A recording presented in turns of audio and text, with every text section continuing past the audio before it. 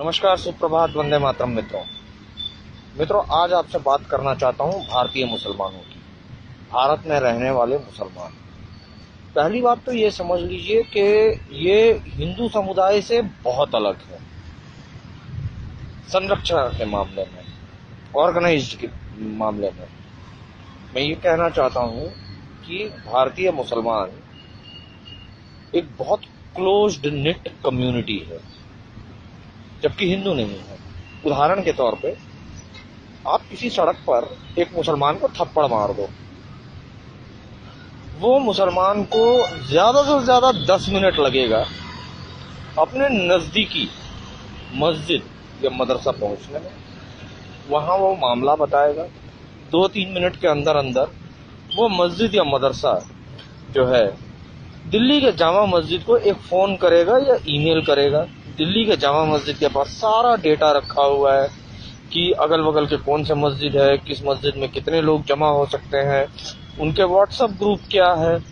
वो 5 मिनट के बाद उनको खबर देगा, और उनको खबर देने का 10 मिनट के बाद आप सड़क पे अचानक से देखते हो कि 5,000, 10,000, 20,000 की भीड़ जमा हो गई। एक आम हिंदू को समझ में भी नहीं आता है कि एक छोटी सी घटना और अचानक से सड़कों पे और सब जगह जो है ये 15-20 हजार मुसलमान कहां से आ गए। वो इसलिए ऐसा कर सकते हैं क्योंकि उनकी नेटवर्क बहुत स्ट्रांग है और एफिशिएंट है, जबकि आपके साथ ऐसा नहीं है। अगर किसी एक हिंदू को एक थप्पड़ मार दो या कुछ करो और उसको बोलो, तो वो नजदीक के अगर मंदिर में जाके पुजारी को बोलेगा कि भाई किसी मुसलमान ने मुझे थप्पड़ मार दिया, तो पुजारी कहेगा हमें क्यों बता रहे हो, आप पुलिस में एफआईआर करो ना। आप किसी पार्षद, एमएलए वगैरह के पास जाके बोलो कि भाई किसी ने मुझे थप्पड़ मार दिया, तो भाई तुम्हारी लड़ाई है, तुम खुद लड़ो, इसमें हम क्या कर सकते हैं। आप बहुत हुआ तो बजरंग दल या विश्व हिंदू परिषद वाले से बात करो। आप बजरंग दल के पास जाइए, बजरंग दल के कार्यकर्ता तुरंत लाठी डंडा लेके तैयार हो जाएंगे और बोलेंगे कि चलिए साला कौन है देखते हैं। हमारे सचिव और हमारे प्रभारी जो हैं उनको आने दीजिए, और सचिव और प्रभारी आकर पूछेगा क्या मोर्चा है, धरना देना है, मीडिया आ रही है। वो कैलकुलेशन लगाना स्टार्ट कर देता है कि अगर मैं कुछ करूं खबर बनती कि नहीं बनती है, पब्लिसिटी मिलेगी कि नहीं मिलेगी, मैं नेता के तौर में पेश होऊंगा या नहीं होऊंगा समाज के बीच में। ऐसी सोच आमतौर पे हिंदू नेतागण रखते हैं, मुसलमान नहीं रखते हैं। मुसलमान वेरी क्लियर है कि हमें सिर्फ और सिर्फ मजहब के लिए खड़ा होना है। तो दोनों का जो स्ट्रक्चर है ये अलग है। अब आप लोगों को लग रहा होगा कि ये अन्ना जो है ये सुबह सुबह ये ऑर्गेनाइज स्ट्रक्चर के बारे क्यों बात करने बैठ गए। मित्रों, मैं बता दूं कि बृहस्पतिवार को पुलवामा में आतंकी हमला हुआ। हमले के बाद सारे मुसलमान जन समुदाय, जनमानस जो है, इनके जुबान पे मानो जैसा लकवा मार गया। सब चुप, कोई रिएक्शन नहीं। अच्छा हुआ, बुरा हुआ, निंदा करेंगे, कुछ भी नहीं, चुप। हाँ, राजनेता ठहरे, जो एक ऑफिशियल बयान देना होता है कि हम इस तरह की घटना का घोर निंदा करते हैं, उन्होंने बयान दे दिया। जैसा असदुद्दीन ओवैसी ने तुरंत बयान दिया कि भाई इस तरह की घटनाएं का हम घोर निंदा करते हैं। पर सामान्य जन समुदाय जो है मुसलमानों को, उन्होंने रिएक्ट नहीं किया।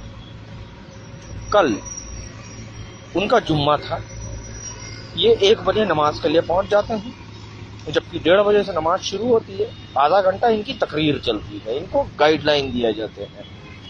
आपको मंदिर का कोई पुजारी बताता नहीं है किसी राजनीतिक विषय में, देश में हो रहे घटनाओं पे आपको कैसे रिएक्ट करना है, पर इनके इमाम और मौलाना इन्हें ट्रेनिंग देते हैं, इन्हें बताते हैं कि देश में हो रहे घटनाओं पे आपको कैसा रिएक्शन देना है।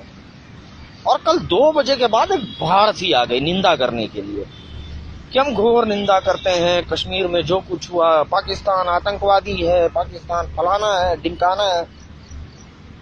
अरे बेशर्मो, किस मुंह से तुम लोग पाकिस्तान को कोस रहे हो। पाकिस्तान का निर्माण के लिए क्या कराची के मुसलमानों ने आंदोलन किया? पाकिस्तान के निर्माण के लिए क्या पेशावर के मुसलमानों ने आंदोलन किया? क्या लाहौर के मुसलमानों ने आंदोलन किया? नहीं, उत्तर प्रदेश के मुसलमानों ने आंदोलन किया। भारत के मुसलमानों ने वोटिंग करवाई कि अलग पाकिस्तान होना चाहिए, और ये लोग 95% के ऊपर इन्होंने वोट किया कि पाकिस्तान अलग देश मिलना चाहिए। और जब मिल गया तो गए नहीं, बोलता कि नहीं, हमको तो भारत से प्यार है, हम नहीं जाएंगे, हम तो यहीं रहेंगे। और बेवकूफ ढक्कन हिंदू इस बात को मान भी लिए कि हाँ, ये भारत को प्यार करते हैं, इसीलिए ये लोग नहीं गए। जबकि इनकी मंशा थी कि हम 4 बच्चे पैदा करेंगे, हमारे 4 बच्चे 40 बच्चे पैदा करेंगे, वो 40 बच्चे 800 बच्चा पैदा करेंगे, और हम तुम्हारी देश को कब्जा कर लेंगे। मुसलमान अपने तय लक्ष्य की तरफ बहुत क्लियरली बढ़ रहे हैं, हर कपट का हथकंडा इस्तेमाल करके। सारा कंफ्यूजन हिंदू को है, मुसलमान को बहुत क्लियर है। ऐसे वैसे जैसे तैसे भारत को हड़प जाना है इस्लाम के नाम पे, चाहे दंगे करके, चाहे जनसंख्या जिहाद करके। जनसंख्या जिहाद वो इसलिए कर रहे हैं क्योंकि उनको समझ में आ गया है कि हम सड़क पे लड़कर मारपीट से हिंदुओं से जीत नहीं सकते हैं। खासकर अभी की जो हिंदू पीढ़ी है, इससे तो हम बिल्कुल नहीं जीत पाएंगे, बिल्कुल भी नहीं जीत पाएंगे। ये मुसलमानों को बहुत क्लियर हो चुका है। गुजरात 2002 में हिंदुओं ने दिखा दी कि तुम 56 तीर्थ यात्रियों को मारे, तो इस्लामी जिहाद की औकात दिखा दी हिंदुओं ने। तो मुसलमान को बहुत क्लियर है कि हम लड़के नहीं पा सकते हैं, हम वोट के बल पे मताधिकार से भारत को हड़प लेंगे। जितने वोटर पैदा करना है करो। अगर अपने घर में कम पड़ रहे हैं तो बांग्लादेशी लोग को घुसा लो, रोहिंग्या को घुसा लो, उन्हें वोटर आईडी कार्ड दे दो, पर लक्ष्य एक ही है, भारत को हड़प जाना है। और एक बार भारत की सत्ता हमारे हाथ लग गई तो हम हिंदू थोड़े ना हैं, हमें तो जो करना है वो करेंगे।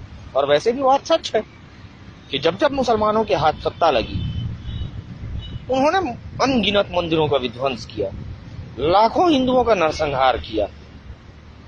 जिस बादशाह का जितनी सामर्थ्य थी उतना बड़ा हरम बनाया और भर दिया उसने हिंदू औरतों से। और हम हिंदुओं को सत्ता मिला तो हमने क्या किया? आधार कार्ड को बैंक अकाउंट के साथ लिंक किया, बैंक अकाउंट को जो है पैन कार्ड के साथ लिंक किया। वे ऐसा नहीं करेंगे, उनके हाथ सत्ता लगने की देरी है। वो दिखा चुके हैं कि पाकिस्तान और बांग्लादेश में हिंदू कैसे विलुप्त हो सकते हैं, और वो चीज वो भारत में भी कर देंगे। उनके राह में रोड़ा सिर्फ हम जैसे लोग हैं जो उनको चैलेंज कर बैठे हैं। तुम ऐसे वैसे जैसे तैसे जो भी तरीका अपना लो, भारत अनादिकाल से हिंदुओं का है और हिंदुओं का ही रहेगा। मिटा दिए जाओगे, भारतीय मुसलमानों का हाल रोहिंग्या से बदतर कर दिया जाएगा, मगर भारत पर आधिपत्य हम हिंदुओं का ही रहेगा।